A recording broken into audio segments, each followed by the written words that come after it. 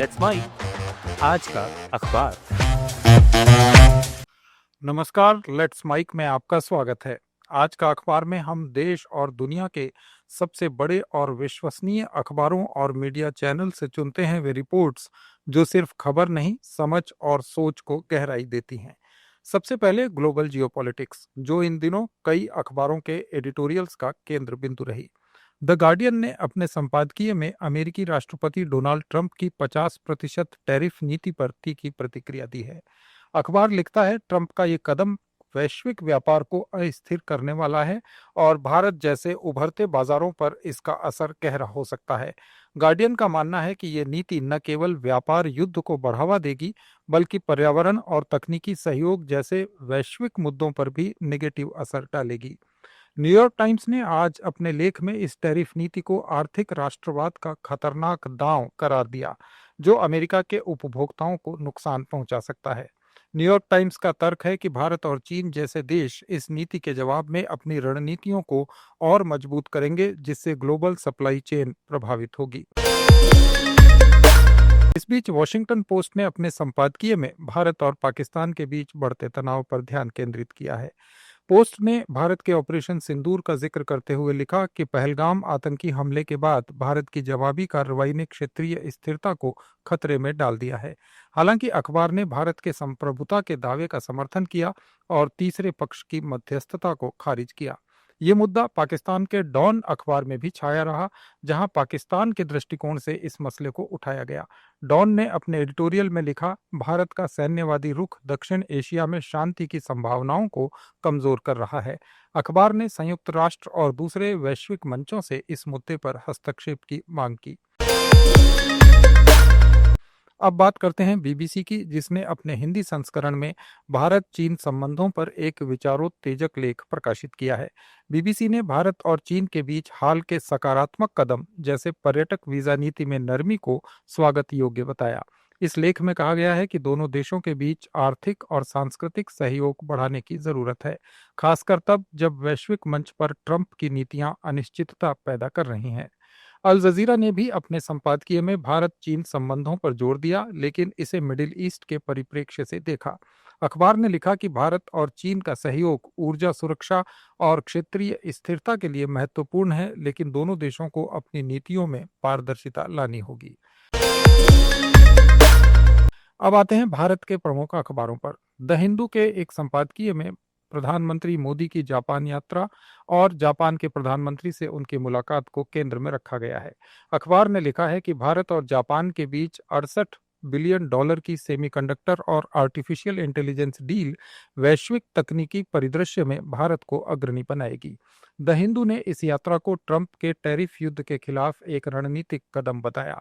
वहीं Indian express ने अपने संपादकीय लेख में इस डील को भारत की आत्मनिर्भरता की दिशा में एक बड़ा कदम करार दिया। एक्सप्रेस ने जोर देकर कहा कि भारत को अपनी की तकनीकी क्षमताओं को और बढ़ाने की जरूरत है, ताकि वह वैश्विक आपूर्ति श्रृंखला यानी ग्लोबल सप्लाई चेन में महत्वपूर्ण भूमिका निभा सके। खलीज टाइम्स ने एक एडिटोरियल में भारत जापान संबंधों को मध्य पूर्व के व्यापारिक दृष्टिकोण से देखा। अखबार ने लिखा कि भारत और जापान का सहयोग न केवल एशिया में बल्कि खाड़ी देशों के लिए भी व्यापार के नए अवसर खोलेगा। खलीज टाइम्स ने भारत की ऊर्जा नीतियों और रिन्यूएबल एनर्जी में इन्वेस्टमेंट की सराहना की, जो मिडिल ईस्ट के देशों के लिए प्रेरणा बन सकता है। अब नजर डालते हैं बांग्लादेश, जापान और चीन के प्रमुख अखबारों पर। बांग्लादेश के द डेली स्टार ने अपने संपादकीय में बांग्लादेश की नई सरकार और भारत के साथ संबंधों पर चर्चा की है।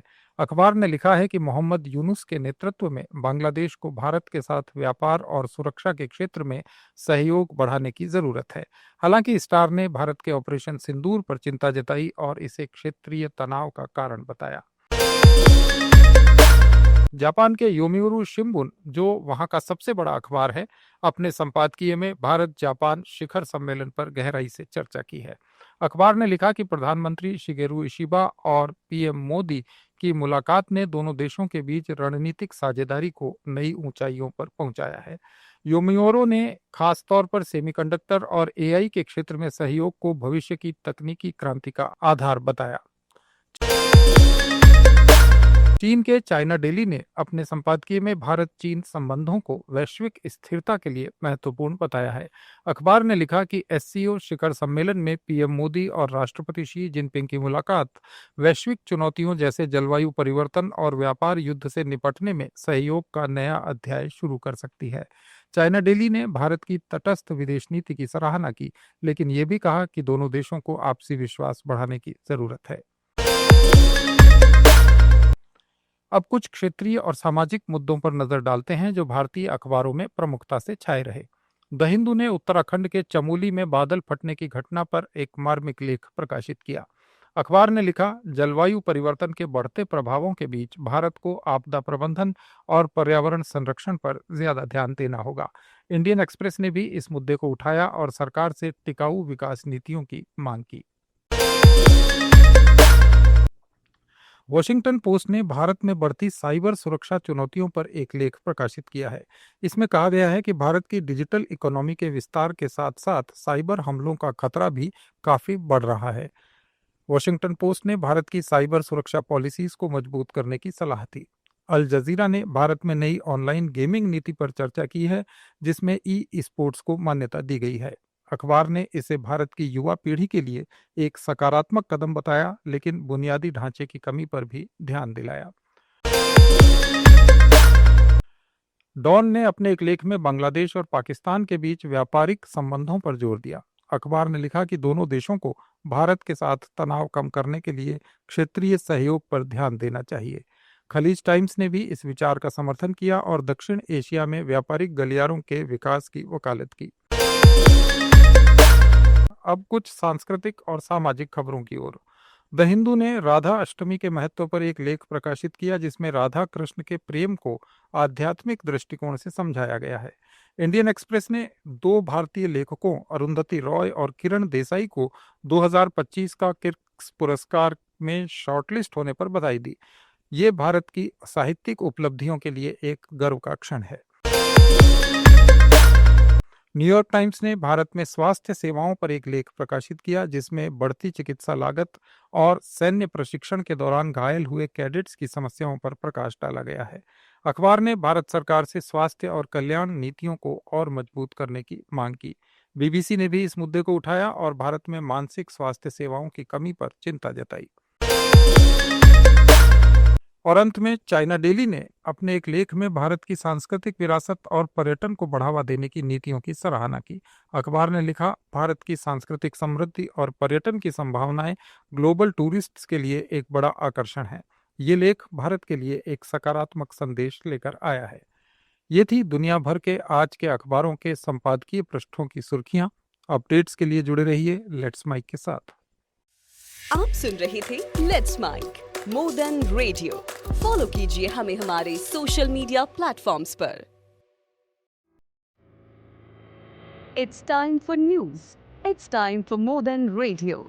Presenting the first radio news app, Let's Mike. Let's Mike, a news-based app on your phone where you get to watch and listen news, talk shows, interviews, radio show podcasts. On Let's Mike, you get all relevant information of TV, print, radio, podcast, and digital. Let's Mike talks about every segment of life.